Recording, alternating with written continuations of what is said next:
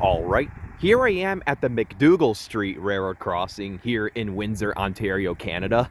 Yep, you guys heard that right. Today I have decided to visit Canada for the first time in years to go ahead and rail fan with my buddy over here. And while I'm here, I decided to tour the crossing that we're at, which is at McDougall Street, which is owned by the Canadian Pacific Kansas City Windsor Subdivision, or CPKC for short if you prefer.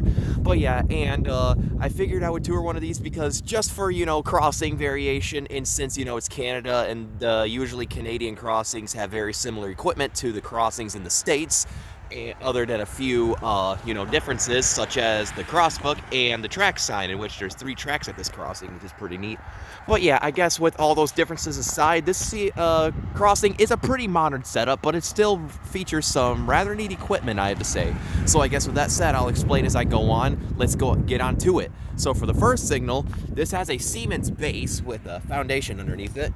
And unlike American railroad crossings, Canadian crossings do have emergency information, but they don't have dot tags like the U.S. As you can see, it's both in English and French.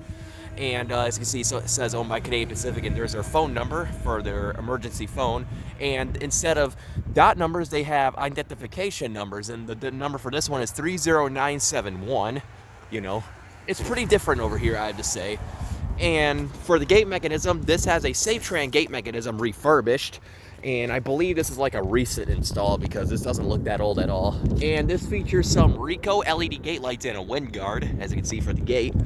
And for the lights, this has 2 pairs of Western Hayes 12 by 20 inch GE uniform LEDs. As you can see, each individually sitting on their own SafeTran light bracket. Now, as you can see, the weird part about this specific signal is that the front pair are on the super long extender arm, and these are the flat back light heads, while these ones have the rounded back light heads. Pretty interesting stuff, although both are GE uniform, and you can see the lens are actually angled a little bit, so they can project the light out in a certain direction, which is pretty cool. And for a bell on this one, this has a Western Hayes Type 3 electronic bell, which rings really slow, and it also shuts off as soon as the gates start rising. So yeah, pretty neat stuff, I have to say here. Yep, that right there pretty much marks the very first crossing signal I have ever toured in Canada. So there's the track sign and crossbook once again, for instance. So yeah, that right there was the first signal. Now let's go ahead and go on to the next signal. Now this is a big crossing grade, but it's a really cool area. It gets quite a bit of action for what it is. Well, yeah, let's go ahead and move across. As you can see, there is also a diamond right here. Sorry for the wind, it is quite windy over here. But anyways, so moving on to the next signal. So for the next signal, it's sort of similar to the first, but not really. So for this next one, this has another Siemens base, but this one has the SafeTran back clamp. Yep, once again sitting on another concrete foundation.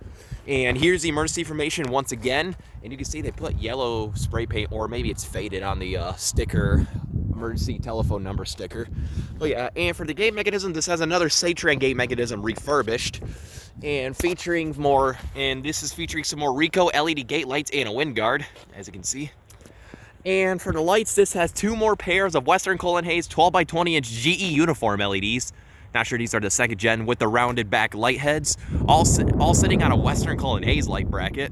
And you can see once again the lens are angled to project the light in a certain direction. And this signal has no bell on it whatsoever. So yeah, that right there was the McDougall Street Railroad Crossing, owned by the CPKC Windsor Subdivision, and also the Essex Terminal Railway, and that's the track that they run on right there. So yeah, and here's the relay case for it. Actually, no, that's probably for that. I think the relay case, there's actually a bunch of cases for like all the signals, like the dwarf signal there. I think that's the relay case over there. I could be wrong though. So yeah, there's that. Now with that said, let's go ahead and take a look at the track view. Down there is heading west towards more crossings. I kind of forgot which, crossing that's at. And as you can see, the switch is currently set for something. But yeah, and if you look right there, there's a few searchlight signals. I think those are searchlight signals, but they're still remaining there. Heads towards a long straightaway. But yeah, and down there is heading east towards a yard. As you can see CP Windsor over there, and you can see a few more dwarf signals and whatnot. And here's another one standing right here, made by SafeTran. But yeah, heading towards a yard where they're switched sometimes, and you can see there's a diamond grade right in the middle. And if you look over here, there is more crossings right around this curve where the Essex Terminal Railway runs. Quite neat to see, I have to say. But yeah, I guess with all that said, for now, I think this is all there is to show, other than the crossing boards. These are also made out of a unique material like metal and concrete. But yeah, I guess with all that said, this was the McDougall Street Railroad crossing in Windsor, Ontario. Pretty neat stuff, although I have gotten this crossing in action a few times already, but I will get in again soon, I bet. So I guess with all that said, over and out.